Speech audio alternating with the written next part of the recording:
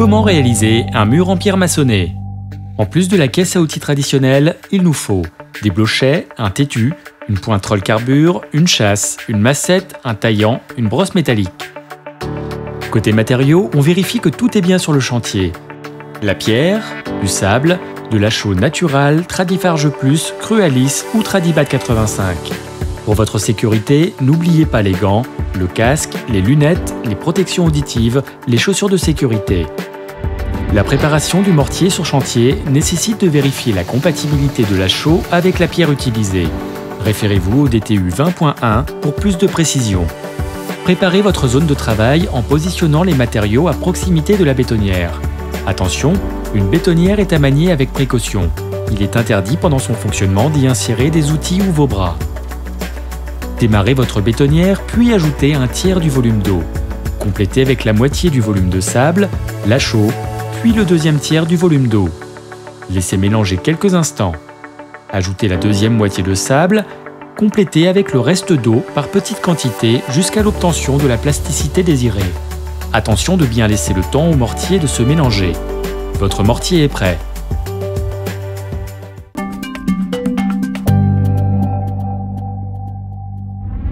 Première étape, la préparation. Réalisez le gabarit du mur souhaité, réglé selon l'aplomb et le fruit désiré. Fixez 2 cordeaux espacés d'environ 40 cm le long des piges. Ceux-ci vous permettront de dégauchir le mur. Repérez au sol la position de votre première assise.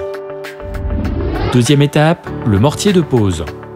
Le mortier de pose doit être réalisé avec une chaux adaptée et sera bâtardé ou non avec du ciment en fonction du type de pierre utilisée. Référez-vous à ce tableau pour connaître le type de chaux recommandé. Troisième étape, la pose du premier rang. Étalez une première couche de mortier. Prenez une pierre au hasard sur le tas, puis mettez-la en place le long du trait de repère en l'orientant de manière à créer une face esthétique. Tassez le mortier pour caler la pierre. Les faces n'étant pas régulières, le réglage ne peut pas se faire directement au cordeau. Le mur sera alors dégauchi en réalisant un contrôle visuel de l'alignement des pierres avec les 2 cordeaux. Posez les pierres suivantes en répétant les mêmes opérations. Quatrième étape, la pose des rangs suivants. Étalez du mortier sur le premier rang de pierres tout en remplissant les joints verticaux. Positionnez une pierre en recouvrant au maximum les joints verticaux, afin de ne pas créer de coups de sabre. Au besoin, des petites pierres ou moellonnailles serviront à caler les moellons ou à combler des joints. Certains blocs de pierre nécessitent d'être en partie taillés pour s'ajuster au mur. Le tétu vous permettra de réaliser la plupart des coupes sur des pierres calcaires, grâce à sa pointe et à sa face concave. La chasse vous permettra de réaliser des faces régulières. Au fur et à mesure de l'avancement du mur, remplissez l'espace arrière avec un mélange de mortier et de moellonnaille. Cela facilitera le montage des assises suivantes et participera à la résistance de l'ouvrage. Pensez à bien nettoyer les joints en enlevant le surplus de mortier dès que celui-ci commence à prendre. Cela facilitera la finition du mur. Cinquième étape, les chaînes verticales. Afin de renforcer le mur à ses extrémités ou dans les angles, un chaînage est réalisé à partir de gros blocs équarris. L'utilisation d'un taillant vous permettra de donner à vos moellons la forme désirée dans le cas d'une pierre calcaire.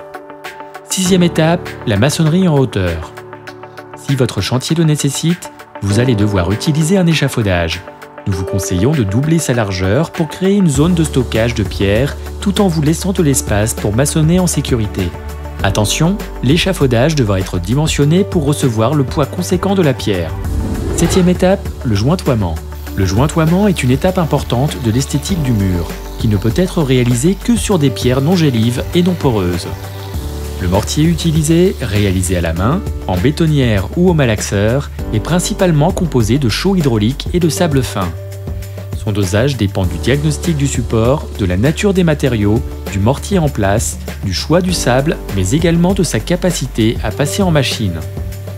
Ce tableau vous indique la chaux recommandée en fonction de la pierre utilisée. La couleur finale des joints dépend du type de chaux, du type de sable ainsi que de leurs proportions. Veillez donc à respecter précisément la composition des gâchets pour obtenir une couleur de joint constante. Remplissez les joints. L'utilisation d'une machine à projeter vous permettra d'accélérer la mise en œuvre. La consistance du mortier devrait être adaptée à l'équipement de projection. Serrez le mortier au fond des joints pour bien remplir toutes les cavités. Complétez au besoin. Lorsque le mortier est durci, mais encore friable, brossez les joints à l'aide d'une brosse métallique souple ou d'une brosse à chien-dent. C'est une étape délicate qui permet de laisser apparaître les pierres et les grains de sable du mortier.